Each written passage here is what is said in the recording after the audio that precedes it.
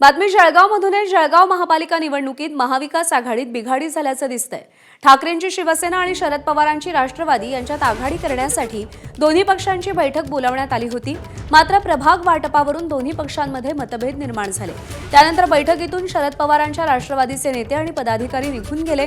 त्यानंतर ठाकरेंच्या शिवसेनेशी आघाडी न करता स्वबळावर निवडणूक लढण्याचा निर्धार जळगावातील शरद पवारांच्या राष्ट्रवादीचे पदाधिकारी व्यक्त करतायत। ग्राउंड रियालिटी उद्धव बाळासाहेब गटाकडे नाही आहे। सावंतसाहेब बऱ्याच दिवसानंतर जळगावला आले, त्यांना चुकीची फिडिंग त्या ठिकाणी दिली गेली असावी असं आमचं मत आहे आणि त्या फिडिंगच्या अनुषंगाने त्यांनी चुकीचे काही निर्णय आमच्यावर थोपवण्याचा प्रयत्न केला।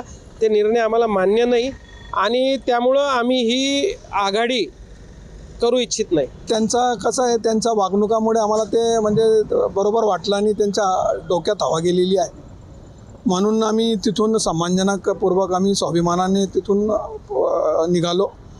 मग आता हे कार्यकर्त्यांची निवडणूक आहे, कार्यकर्त्यांना बरकट करण्यासाठी आम्ही एक पाऊल मागे होतो, तर त्यांनी एक पाऊल मागे टाकला पाहिजे होता, पण तसं झालेला नाही, म्हणून हे आज आघाडीमध्ये बिघाडी झालेली आहे। आम्ही ॲडजस्टमेंट करायला तयार होतो।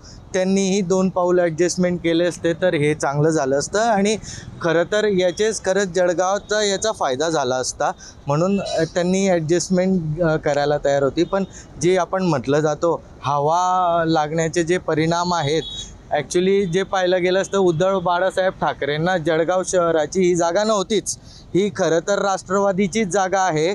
तर त्यामुळे हे खरं तर मोठा दावा हा राष्ट्रवादी पक्षाचाच होता। एबीपी माझा, उघडा डोळे बघा नीट।